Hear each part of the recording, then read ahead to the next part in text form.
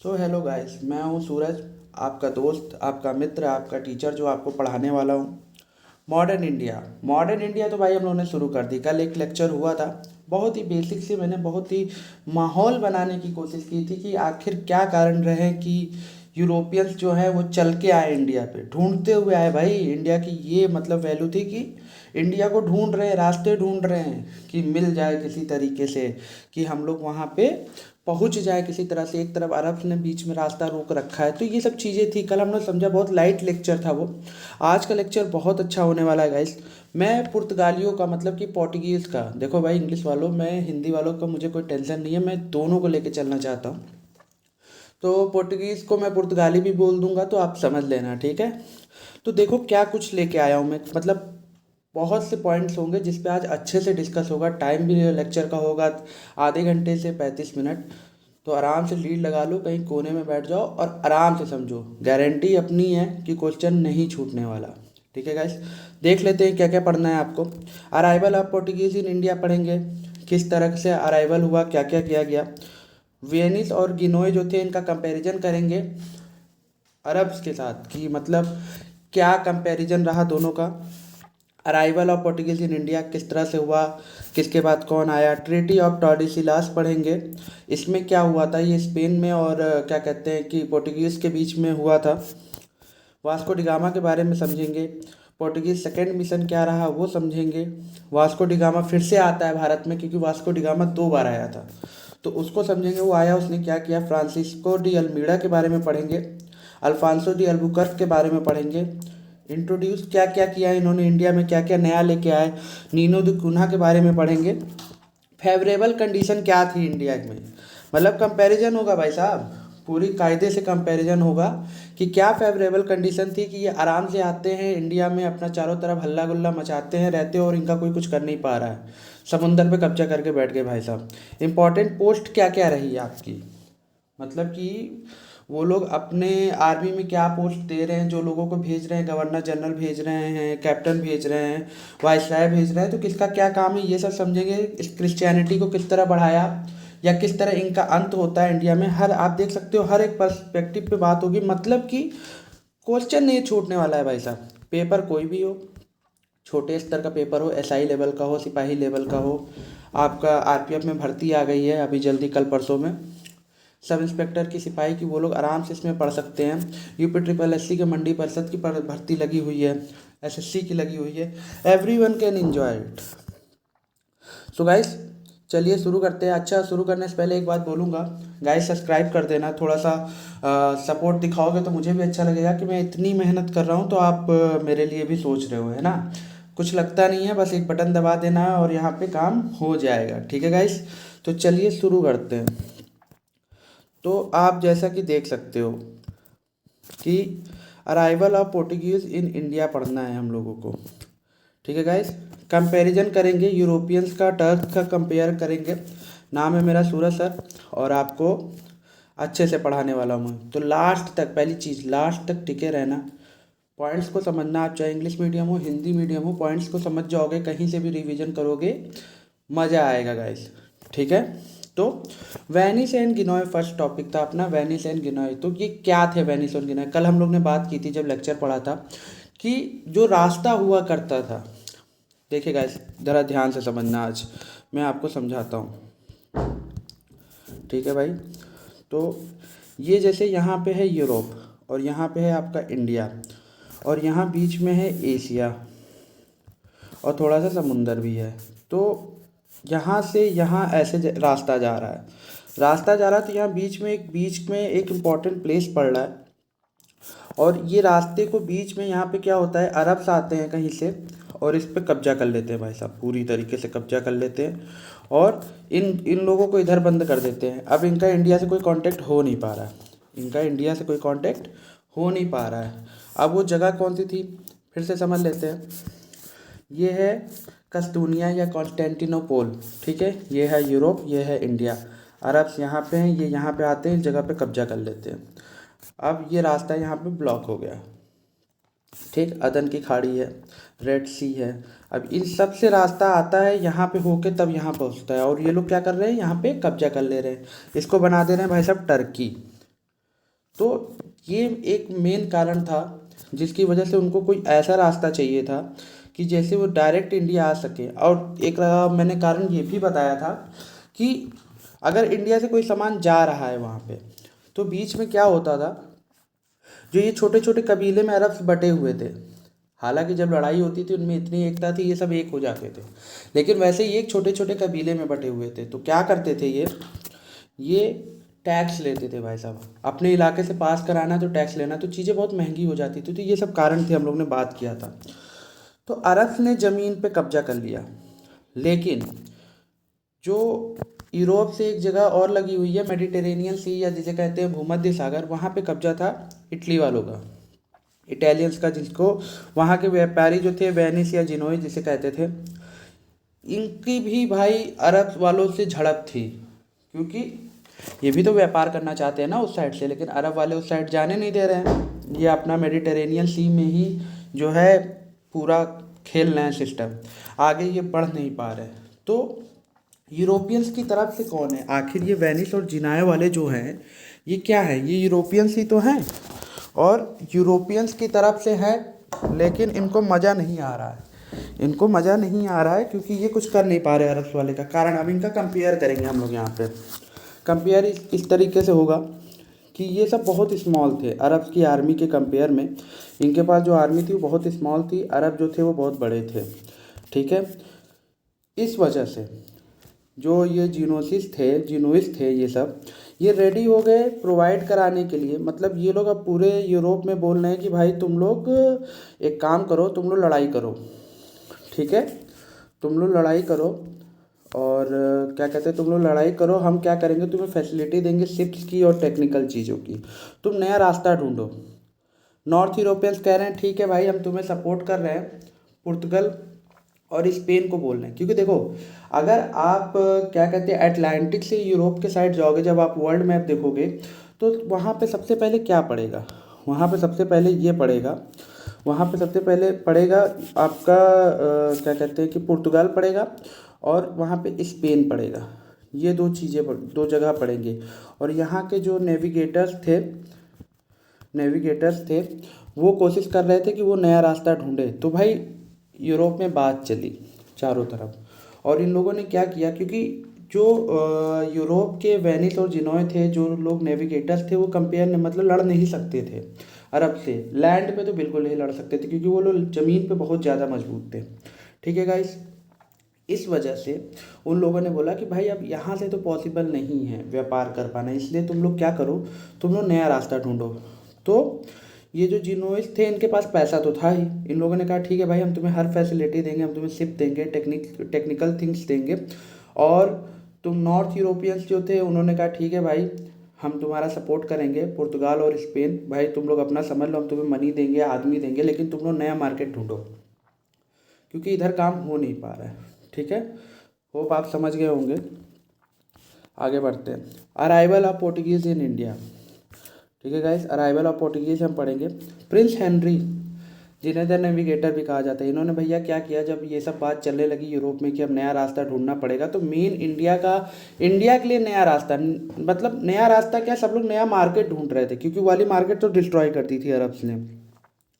लेकिन इस बंदे के दिमाग में ही आया कि नहीं भाई, करेंगे तो इंडिया से ही करेंगे और नया रास्ता ढूंढेंगे इंडिया के लिए। तो ज़्यादातर जो है इसको जाता है नेम फेम इस काम के लिए, ठीक है। तो इसने एक मैरीटाइम स्कूल खोला पुर्तगाल में। और मैरीटाइम स्कूल का मतलब ये नहीं है भाई कि बच्चे आएंगे वहाँ पे रिसर्च करेंगे, उसका स्कूल का मतलब ये है कि वहाँ पे नेविगेटर्स को बुलाया जाता था, किसके पास क्या टेक्नोलॉजी है, किसके पास क्या एक्सपीरियंस है, सब अपना वहाँ पे शेयर करेंगे, ठीक है गाइस। वो वहाँ पे शेयर करेंगे, और जिसके माध्यम से क्या हुआ, जिसके माध्यम से वहाँ पे उस यूरोपियन एज में डिस्कवरी स्टार्टेड हुई, ठीक है। पोर्टुगीज नेविगेटर, वहाँ पे कई डिस्कवरीज हो गई, जिसकी वजह से उन लोगों ने, जब वो आपस में मिले, कई देश के नाविक, जो यूरोप भी तो कई कंट्रीज़ में, कई किंगडम्स में बटा हुआ था उस टाइम में, वो लोग आपस में मिलते हैं, चीज़ें डिस्कस करते हैं, उसके बाद से उनको बहुत सी जो है डिस्कवरी करते हैं। रिजल्ट क्या हुआ? रिजल्ट ये हुआ कि टेक्निकल एंड साइंटिफिक डिस्कवरीज हुई पुर्तगाल में, जिसकी वजह से क्या होता है भाई साहब, जिसकी वजह से मोस्ट एडवांस शिप बनती हैं, ठीक है। मोस्ट एडवांस शिप, आखिर अभी आप आगे चल के पढ़ेंगे कि पुर्तगालियों ने अरब सागर या पूरे हिंद महासागर में राज किया, 100 साल राज किया, जो कि एक बड़ी बात थी। वो अपने शिप्स के दम पे किया। वो शिप्स कहाँ से निकल के आई? वो शिप्स यहाँ से निकल के आई भाई, द हेनरी द नेविगेटर की वजह से, मैरी टाइम स्कूल की वजह से। इस स्कूल में लोग बैठते, सीखते, एक दूसरे की बातों को रखते, फिर वो आइडिया लगाते, और फिर उन्होंने ऐसा शिप निकाला, मोस्ट एडवांस शिप बनाया जिसपे कैनन लगे हुए थे, तोप खाने लगे हुए थे, और इस तोप खाने से जो गोले निकलते थे ना, सामने वाले की वाट लगा देते थे। इस वजह से इनकी शिप्स जो थी बहुत फेमस थी। फर्स्ट टाइम हिस्ट्री में होता है जब मैरी टाइम नेविगेशन पॉसिबल हो पाता है। मतलब स्कूल का बहुत फ़ायदा हो गया। आखिर आखिर जब ये इनका, उसके बाद से ये लोग सोचते हैं कि अब चलते हैं भाई, अब ढूंढते हैं, अब हम लोग समझ गए। लेकिन आपको बता दूं कि जब इनका नेविगेशन स्टार्ट होता है उसके कुछ समय बाद ही प्रिंस हेनरी बेचारे चल बसते हैं, लेकिन हेनरी का हाथ बढ़िया रहा भाई। तो आपको याद क्या रखना है, यहाँ पे पेपर किससे बनता है? यहाँ पे पेपर बनता है प्रिंस हेनरी द नेविगेटर के नाम से, ठीक है। प्रिंस हेनरी द नेविगेटर के नाम से पेपर बनेगा। और ये पॉइंट भी याद रखिएगा कि Prince Henry comes with idea of finding an ocean route to India. Prince Henry का ही आइडिया था इंडिया के लिए रास्ता ढूंढना, ठीक है भाई। अब भाई इन चीज़ों में अकेले पुर्तगाल नहीं इन्वॉल्व था, साथ में स्पेन भी इन्वॉल्व है, ठीक है। उस स्कूल में स्पेन भी बैठ रहा है। अब भाई दोनों जगह पे नाविक और आदमी तैयार है। तो फिर क्या हुआ, अब दोनों में होड़ मची है कि पहले मैं खोजूंगा। एक्सपीरियंस भाई, एक्सपीरियंस तो था ही साथ में उनके पास। उनको मतलब थोड़ा सा भौकाल आने लगा कि भाई मेरे पास नेविगेशन है, मैं तो ढूंढ ही लूँगा। लेकिन दोनों में क्या है, थोड़ा सा कंपैरिजन हो रहा है कि मैं पहले ढूंढूंगा, मैं पहले ढूंढूंगा। तो इस वजह से, लेकिन पता किसी को नहीं है कि भाई किधर जाना है, राइट जाना है कि लेफ्ट जाना है, ये किसी को नहीं मालूम है। इस वजह से ट्रीटी ऑफ टॉर्डिसिलास होती है। ट्रीटी ऑफ, याद रखना गाइस, नोट कर लेना, ट्रीटी ऑफ टॉर्डिलास होती है, ठीक है। ट्रीटी ऑफ टॉर्डिलास, ठीक है। यहाँ पे क्या होता है कि आपको मालूम होगा यूरोप के जस्ट बगल में अटलांटिक सी है, ठीक है। यूरोप के जस्ट बगल में अटलांटिक सी है। तो अब स्पेन वाले और पुर्तगाल वाले क्या करते हैं, अटलांटिक ओशियन के ठीक बीच में एक इमेजिनरी लाइन खींच देते हैं, ठीक है। और क्या बोलते हैं कि इसके राइट साइड में स्पेन जाएगा, राइट साइड के उधर का स्पेन का मार्केट है भाई, जो ढूंढ पाओ, जो जितना ढूंढ पाओ सब तुम्हारा। लेफ्ट साइड में पुर्तगाल वाले जाएंगे, ठीक है। और लेफ्ट साइड मतलब कि अफ्रीका के साइड, अफ्रीका के साइड पुर्तगाल वाले जाएंगे। और जो आज आप समझते होंगे north America, south America continent, उस साइड जो है स्पेन वाले जाएंगे, ठीक है। तो ये जो ट्रीटी ऑफ टॉर्डिसिलास थी, इसको याद रखना, सिंपल सी बात है। नॉर्थ अमेरिका को दो पार्ट में बांट दिया गया। इस नॉर्थ अमेरिका को, अरे नॉर्थ अमेरिका कह रहे हैं, अटलांटिक ओशियन को दो पार्ट में बांट दिया। अब समझिएगा, ये आपका यूरोप हो गया, ये नीचे से अफ्रीका हो गया, इधर नॉर्थ अमेरिका, साउथ अमेरिका, बीच में क्या है, बीच में है पूरा अटलांटिक ओशियन, ठीक है। अटलांटिक ओशियन को इन्होंने क्या किया, अटलांटिक ओशियन को इन्होंने बीच से ऐसे बांट दिया, ठीक है। इधर वाले बोले तुम जाओ स्पेन ले लो, स्पेन जो है तुम जाओ ले लो, और इधर वाला पुर्तगाल पूरा पुर्तगाल के अंडर में है, ठीक है, ठीक है। तो समझ लेना। उसके बाद आगे चल के स्पेन का ही जो, स्पेन से ही जो थे कोलंबस, स्पेन से गए थे, उन्होंने अमेरिका की खोज कर दी। और इधर से आके भाई साहब ने, किसने, आपके यहाँ पे इंडिया की खोज की, ठीक है। चलिए आगे बढ़ते हैं। वास्को डिगामा को तो आप जानते ही होंगे भाई, वास्को डिगामा आ गया। वास्को डिगामा था। अब देखिए अमेरिका में क्या खोज हुई, किसने खोजा, क्या किया, बस नाम जान जाओ, कोलंबस ने खोजा, बस बात खत्म। उससे अपना कोई लेना देना नहीं, अपना लेना देना वास्को डिगामा से, अपने कोर्स में ये है, ठीक है भाई। तो चलिए समझते हैं। तो पहला पोर्टुगीज मिशन हुआ, लेड किसके द्वारा किया गया ये, तो ये किया गया वास्को डिगामा के द्वारा, ठीक है। जो कॉलिकट पहुंचते हैं केप ऑफ गुड होप से होते हुए 1948 में, ठीक है। 1948 में, मतलब निकल तो ये पहले ही गए थे, इनको साल भर लगा, साल डेढ़ साल लगा। ये जो है अफ्रीका, समझना गाइस, किस तरीके से समझना है, इस तरीके से समझना है कि मान लीजिए ये आपका अफ्रीका है, ठीक है। और यहाँ पे कहीं इंडिया बना हुआ है, ये ऊपर एशिया है, ठीक है। और यहाँ ऊपर जो है, यहाँ ऊपर जो है यूरोप है। तो ये लोग ऐसे अफ्रीका के किनारे किनारे किनारे किनारे किनारे किनारे आते हैं। और यहाँ पे जो समुद्री किनारा है, सबसे लास्ट किनारा है अफ्रीका का, इसको कहते हैं केप ऑफ गुड होप, ठीक है। इसको क्या कहते हैं? इसको कहते हैं केप ऑफ गुड होप। ये केप ऑफ गुड होप है, ठीक है। और इसकी खोज किसने की थी? इसकी खोज की थी बार्थोलोम्यू डियाज ने। ये यहाँ तक का रास्ता इन लोगों को मालूम था पहले से। चीटिंग किया ना, उधर वालों को तो कुछ नहीं मालूम है उधर क्या मिलेगा, कुछ मिलेगा भी नहीं मिलेगा। लेकिन इन लोग का आइडिया था कि अगर मैं इस साइड जाऊंगा तो यहाँ पे केप ऑफ गुड होप है, उधर से फिर आगे जाके ही कुछ मिलेगा, मतलब वहाँ तक का इनके पास था सिस्टम, ठीक है। तो वहाँ पहुँच जाते हैं भाई, आपके वास्को डिगामा वहाँ पहुँचते हैं। तो वहाँ पे उनको एक भारत का जो है व्यापारी मिलता है या नाविक मिलता है, जिसका नाम था अब्दुल माजिद, या उसे किसी किसी बुक में इब्न माजिद भी कहा जाता है। तो वो मिला भाई, तो उससे इन्होंने बात की, कहा भाई देखो यार, हम भारत की खोज में निकले हैं, हमें मसाले वसाले चाहिए, हम व्यापार करना चाहते हैं, क्या तुम मुझे रास्ता दिखा दोगे वहाँ तक का? उसने कहा ठीक भाई दिखा देंगे, पैसा वैसा लिया होगा थोड़ा बहुत, अभी ये तो अब नहीं मालूम। लेकिन भाई उसने क्या किया, 1940 में उसको हेल्प मिली अब्दुल माजिद से, ठीक है। फेवरली मतलब कि रिसीव्ड बाय लोकल रूलर जमूरिन। जमूरिन जो था, कालीकट पे पहुँचे पहली बार 1948 में। वास्को डिगामा वहाँ का एक लोकल रूलर था, जमूरिन जिसे कहा जाता है। विजयनगर एम्पायर चल रहा था गाइस उस समय साउथ में, उसी के अंडर में लोकल रूलर था और उसका नाम था जमोरिन। उसने बड़ा भव्य स्वागत किया भैया, बहुत अच्छे से। अरे भाई कुछ अलग लोग दिखाई दिए, क्योंकि उससे पहले तो उसने अपने ही तरह के देखे होंगे, इस बार देखा भाई ये गोरा चिमटा कहाँ से आ गया। तो इस तरह से देखा तो उसने कहा लाओ भाई इन लोग का स्वागत करते हैं, समझते हैं ये कहाँ से हमारे राज्य में आ गए हैं। तो भैया स्वागत सत्कार हुआ, ठीक है। तो अब क्या हुआ, अब वास्को डिगामा आ तो गया, बड़ी मुश्किल से पहुंचा भाई, समुद्र का रास्ता इतना आसान नहीं होता, पानी ज़रूर है। तो उसने वहाँ जाते ही गेम खेलना चालू कर दिया। उसने कहा भाई देखो ऐसा है कि हम आपसे आए हैं व्यापार करने के लिए, ठीक है।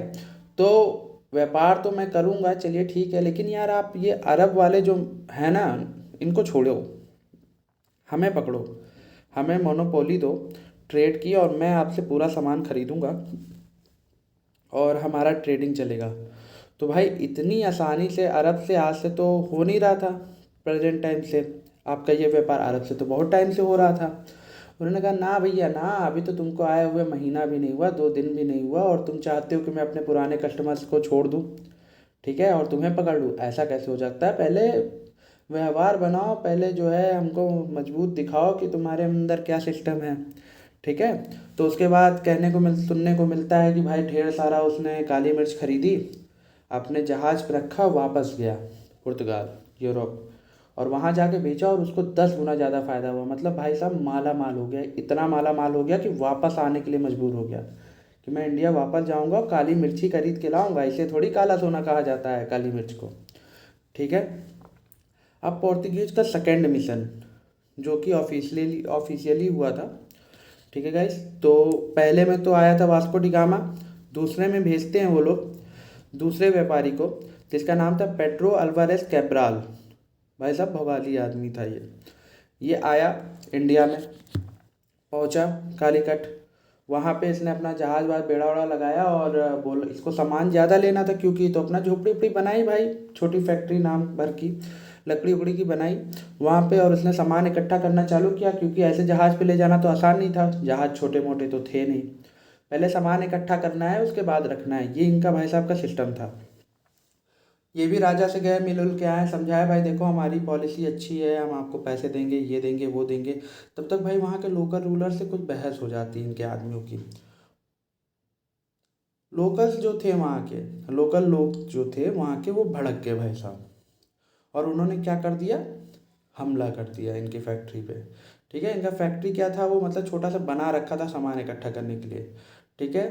फिर इससे क्या हुआ, कुछ पुर्तगाली मर गए उसमें, कुछ पुर्तगाली जब मर गए भैया, तो उससे क्या, मतलब उस पॉइंट का इसने फ़ायदा उठाया, ये गया जहाज़ पे, तानी अपनी तोपें, और कालीकट पे पूरा जो है बम बरसा दिए, गोले एकदम। अब भाई लोगों को समझ में नहीं आ रहा, उससे पहले उन्होंने देखा नहीं था वो दृश्य, बम आ रहे हैं, दग रहे हैं, एकदम मज़ा आ रहा है।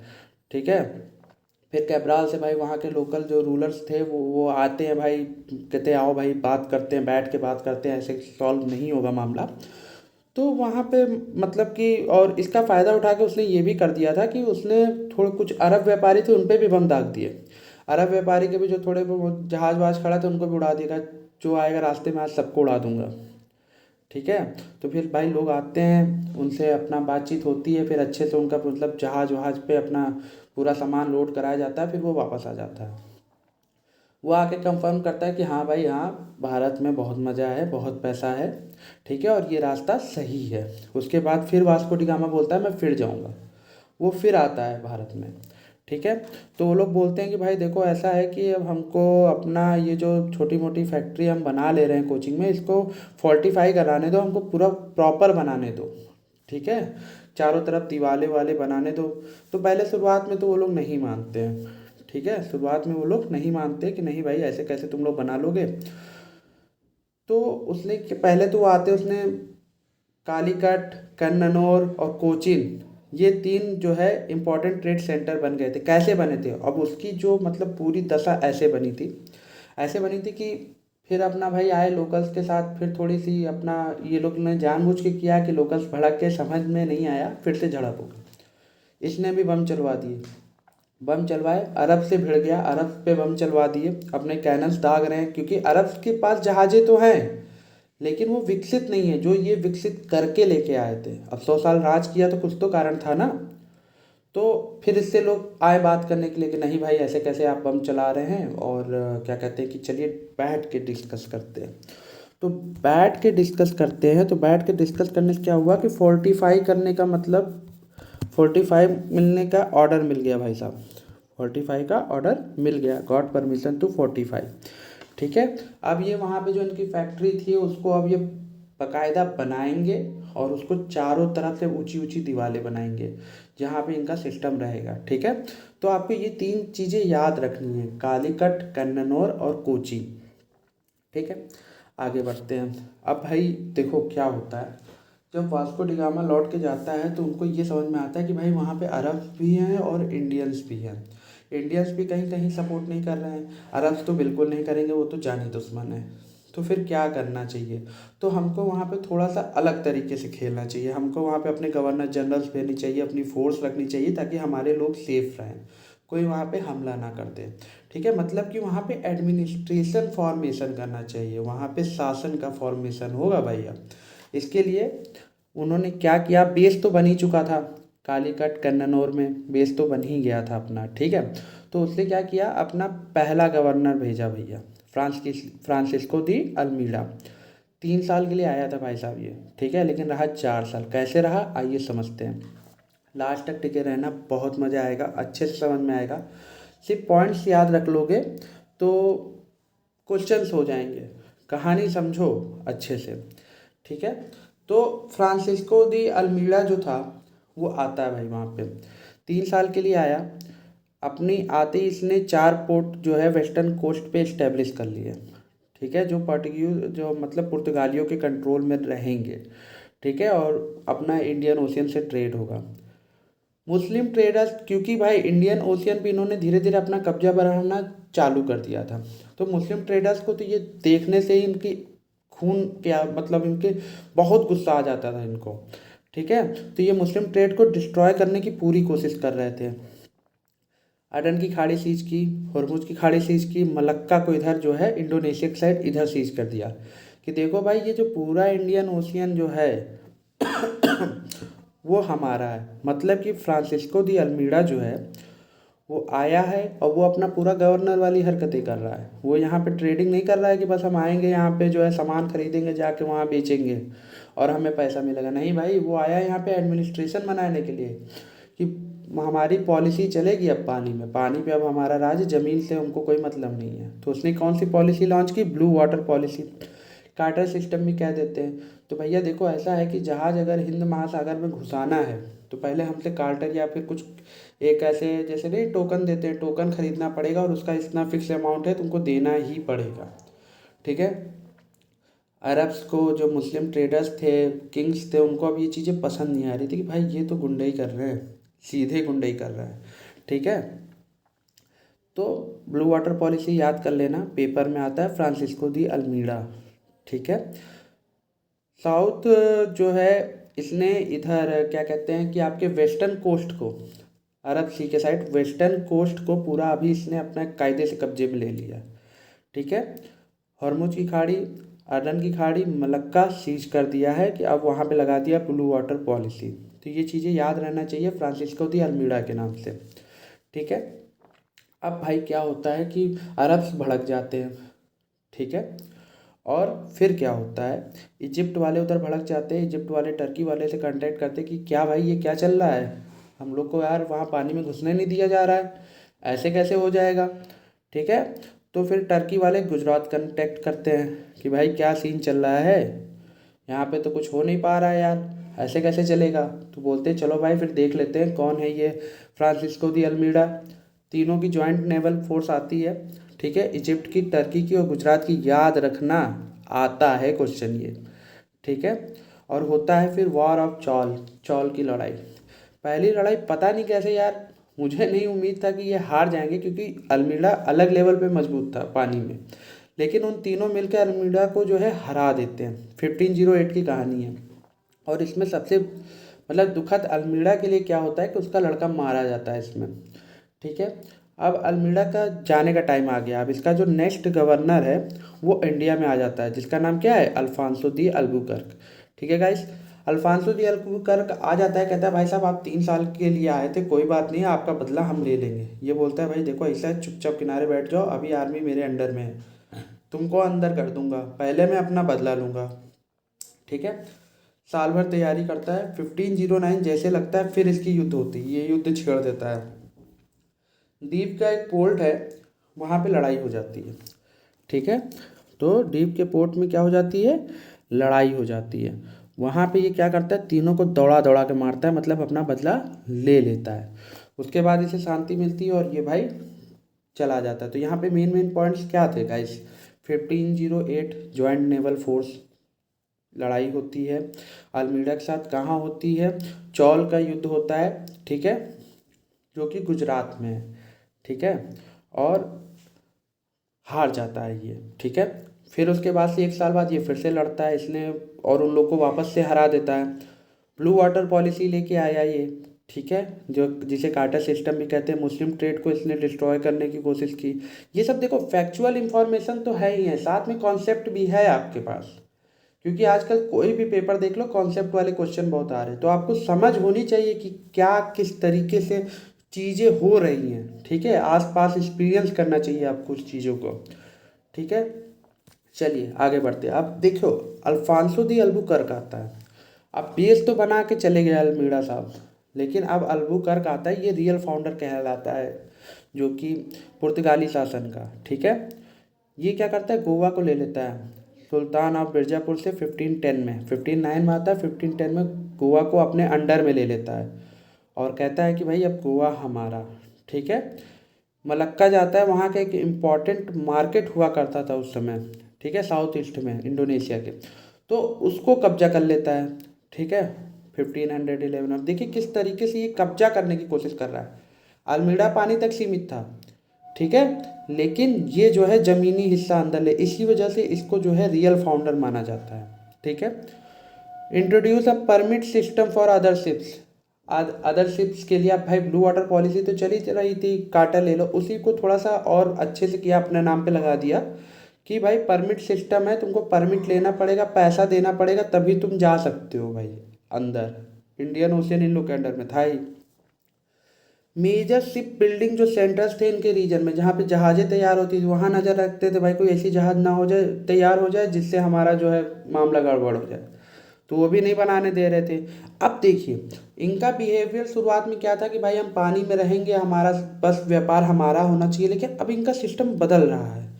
अब ये भारत पे सोच रहे हैं कब्जा करने की। अब भारत, पूरे भारत पे कब्जा करने की नहीं सोच रहे हैं, अब ये भारत में घुसने की कोशिश कर रहे हैं कि भाई किसी तरह से एंट्री हो जाए, हम धीरे धीरे लोगों में घुलना मिलना चालू करते हैं। ठीक है। तो अब भाई जहाँ जहाँ इन लोग का इंडिया में गोवा में इन्होंने एंट्री मार ली, एक दो जगह और एंट्री कर ली, तो वहाँ से इन्होंने देखा कि भाई सती प्रथा चल रही है, तो सती प्रथा को इन्होंने एबॉलिश कर दिया। तो ये एक अच्छा काम किया अल्फांसो दी अल्बुकर्क ने। आपको याद रखना है एबोलिशन ऑफ सती प्रथा किसके द्वारा किया गया था, तो अल्फांसो दी अल्बुकर्क के द्वारा किया गया था। ठीक है गाइस।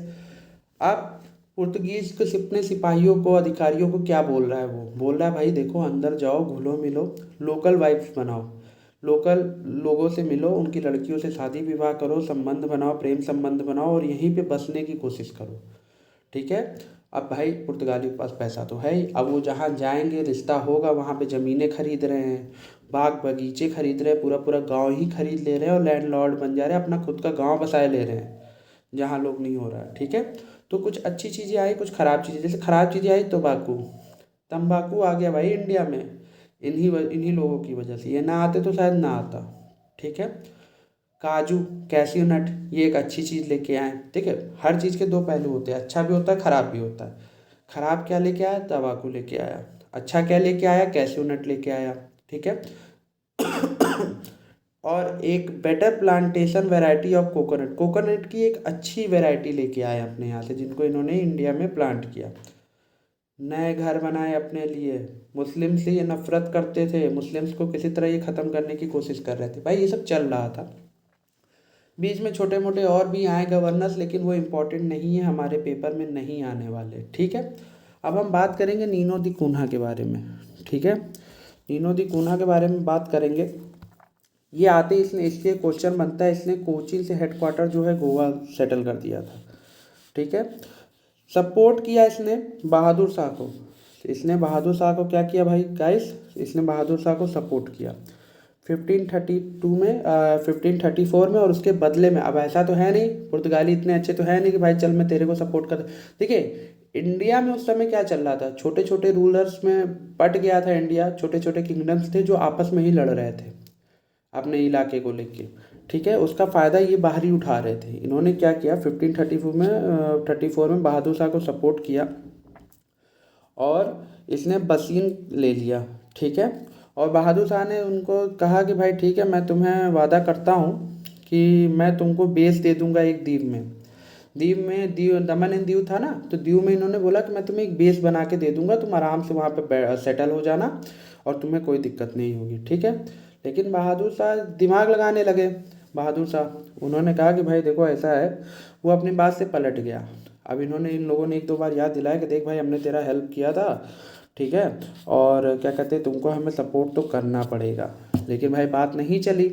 फिर इसने दिमाग लगाया, नीनो दी कुन्हा ने, इसने बोला कि भाई चल तू आ जा, बैठ के डिस्कस कर लेते हैं। ठीक है। और ये भाई साहब उससे मिलने चले गए बैठने, और सबसे बड़ी गलती क्या की, उसके जहाज़ पे मिलने चले गए, जहाज़ी से सब डरते थे, ये जहाज़ पे ही मिलने चले गए।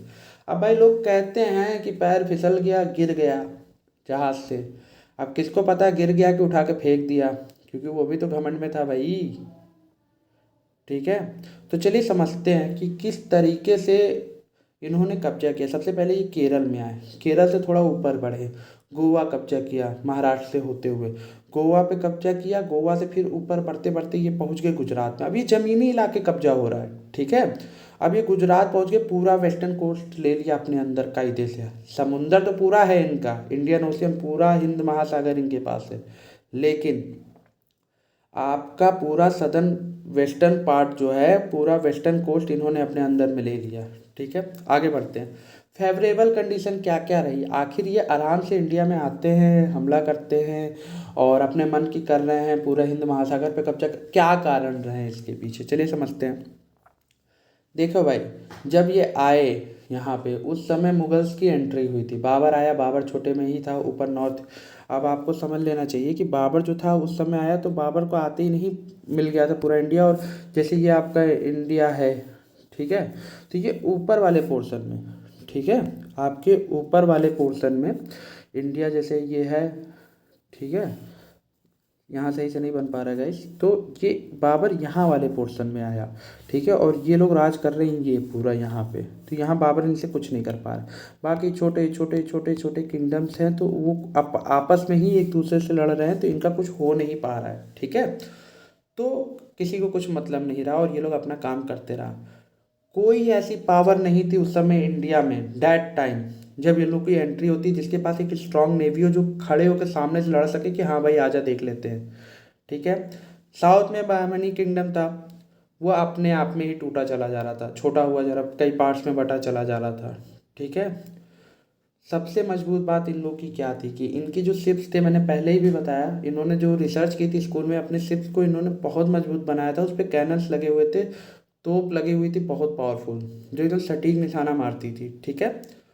और अरब इनसे लड़ सकते थे, लेकिन भाई अरब जमीन पे तो मजबूत थे, लेकिन पानी में नहीं थे भाई साहब, पानी में इनके सामने वो बहुत कमज़ोर थे। ठीक। फाइनली 1961 में सबसे पहले आए गाइस और सबसे लास्ट में गई है। 1961 में इनसे रिकैप्चर किया भारत की सरकार ने। गोवा दमन दीप जो इनके पास थे वो सब इनसे ले लिया। ठीक है। तो ये कुछ फेवरेबल कंडीशंस थी इंडिया में, जिसकी वजह से ये 100 सालों तक आराम से टिक पाए। इंपॉर्टेंट पोस्ट इनकी क्या क्या होती है? इंपॉर्टेंट पोस्ट है इनकी वाइसराय है, जिसको हेड ऑफ एडमिनिस्ट्रेशन कहा जाता है। एक जो होती है विदाउट द एजेंडा होती है, ये आती है गाइस क्वेश्चंस पेपर्स में डायरेक्ट हिट होती है, कभी आपको फंसाने के लिए दे दिया जाएगा, मिलाने के लिए दे दिया जाएगा। तो विदाउट द एजेंडा का क्या काम था? इसका काम था रेवेन्यू इकट्ठा करना, कार्गोस की देख रेख करना और डिस्पैच ऑफ फ्लीट्स, जो फ्लीट्स आ रही है उनके बारे में जानकारी रखना, लिख के रखना कि भाई क्या काम हो रहा है। ठीक है। कैप्टन जो बनाए जाते थे उनका क्या काम होता था? अब इन्होंने जो फोर्ट बना रखे हैं, हर फोर्ट का एक मालिक होता था जिसे कैप्टन कहते थे, वो पूरी देख रेख रखता था कि भाई जो उसमें कुछ गड़बड़ हुआ तो उनकी जिम्मेदारी। ठीक है। आखिरी में मैटर क्या हुआ कि भाई चलो अपना आ गए, ज़मीन पे बसने लगे। अब इन्होंने गलती क्या कर दी? लोग सपोर्ट भी कर रहे थे, ऐसी बात नहीं कि लोग सपोर्ट नहीं कर रहे थे, सब इनका विरोध ही कर रहे थे, लोग सपोर्ट भी कर रहे थे। लेकिन इन्होंने बस वहाँ से गेम खेलना चालू किया, इन्होंने क्रिश्चियनिटी को स्प्रेडिंग करना चालू किया। अब भाई किसी की धार्मिक भावनाओं को तुम आहित करोगे तो फिर तुमको कोई छोड़ेगा तो है नहीं। अब ये अपना बिजनेस चलाने की बजाय ये क्रिश्चियनिटी स्प्रेडिंग पे ज़्यादा ध्यान दे रहे हैं कि हम क्रिश्चियनिटी बांट देंगे चारों तरफ। ठीक है। गोवा इनके कब्जे में है ही, गोवा इंक्विजिशन तो चल ही रहा है, लेकिन ये क्रिश्चियनिटी भी अपना फैलाने की कोशिश कर रहे हैं, तो ये एक इनका गो डाउन का एक मतलब कारण बन सकता है। ठीक है। तो गाइज ये था, यहाँ पे पोर्टुगीज के बारे में पूरी तरह से डिस्कस किया गया, हर एक पॉइंट पे बात की गई, इंपॉर्टेंट इंपॉर्टेंट जो पेपर्स में आज आ रहे हैं 5-10 सालों में, वो सब डिस्कस किया गया। मेरी बातों को अगर ध्यान से सुने होगे तो तुमको हर चीज़ समझ में आई होगी गाइस। ठीक है गाइस। तो आपको क्या करना है, आपको कमेंट करके कमियां बतानी है, अच्छा लगा तो वो भी बताना है, सब्सक्राइब कर लेना है ताकि आगे भी चीज़ें सीखते रहो, और आगे कैसे वीडियोस बनाऊँ ज़रूर बताना। ठीक है गाइस। Thank you.